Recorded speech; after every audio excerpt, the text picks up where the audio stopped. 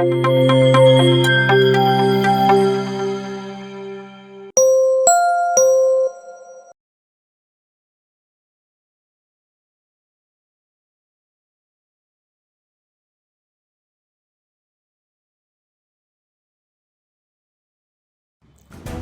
history of Indian oil industry extends back to the period of the British Raj, at a time when petroleum first became a primary global energy source. In 1866, oil was first discovered at Naharpung, Assam, but it was not explored.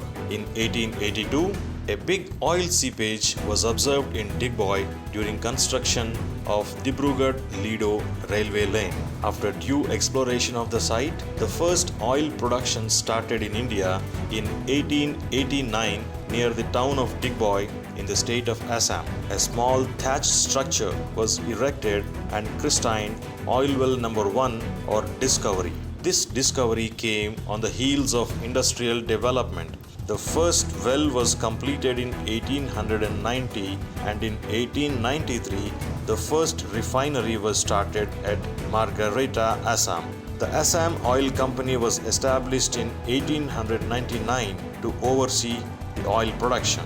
In 1901, the Digboy refinery was commissioned, supplementing the earlier refinery at Margareta. At its peak during the Second World War, the Digboy oil fields were producing 7,000 barrels of oil per day. After India won independence in 1947, the new government moved to a communist system, often termed as the License Raj. In terms of economic policy, this meant a far bigger role for the government and little or no role for the private sector. This resulted in a focus on centralized planning, heavily bureaucratic and inefficient system that meant a large public sector and economic protectionism. The foreign companies continued to play a key role in the oil industry. Oil India Limited was still a joint venture involving the Indian government and the British-owned Burma Oil Company, presently BP, whilst the Indo-Stanvac petroleum project in West Bengal was between the Indian government and the American company Socony Vacuum, presently Exxon Mobil.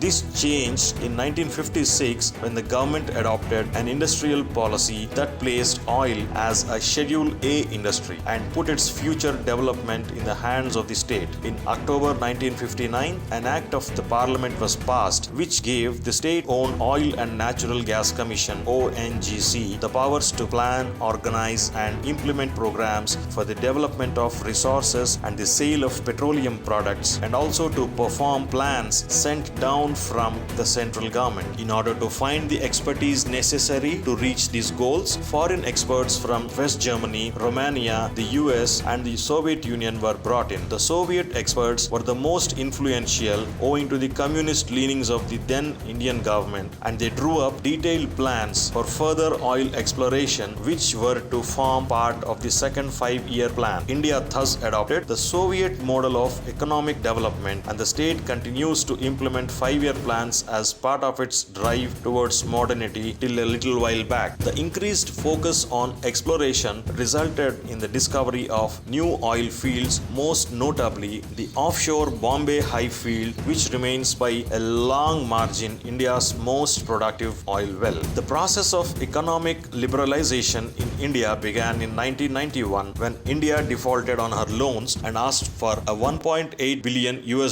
bailout from the IMF. This was a trickle-down effect of the culmination of the Cold War era, marked by the 1991 collapse of the Soviet Union, India's main trading partner. The bailout was done on the condition that the government initiate further reforms, thus paving the way for India's emergence as a free market economy which would open up its markets to Western companies. For the ONGC, this meant being reorganized into a public limited company. It is now called the Oil and Natural Gas Corporation, while the Indian Oil Corporation owns most of the refineries, putting it within the top 20 oil companies in the world. As a net importer of oil, however, India faces the problem of meeting the energy demands for its rapidly expanding population and economy. To this, the ONGC has pursued drilling rights in Iran, Kazakhstan, and has acquired shares in exploration ventures in Indonesia, Libya, Nigeria, and Sudan. India ranks third in in oil consumption with 5.274 million barrels per day in 2019 after USA and China. During the calendar year 2019, India imported 221.7 million tons crude oil and 44.4 million tons of refined petroleum products and exported 60.7 million tons of refined petroleum products. India is the second biggest importer of crude oil and its products after China. India has built surplus world-class refining capacity using imported crude oil for exporting refined petroleum products. Natural gas production was 26.9 billion cubic meters and consumption was 59.7 billion cubic meters during the calendar year 2019. The state-owned ONGC acquired shares in oil fields in countries like Sudan, Syria, Iran, Nigeria, and Turkmenistan. Because of the political instability in the Middle East and increasing domestic demand for energy, India is keen on decreasing its energy dependency on OPEC to meet its oil demand and increasing its energy security. India has nearly 63 technically recoverable resources (TCF) of shale gas which can meet all its needs for 20 years if exploited. India has been developing an offshore gas field in Mozambique. The proposed Iran-Pakistan-India pipeline is a part of India's plan to meet its increasing energy demand. What remains to be seen is the new government commitment towards working for energy independence.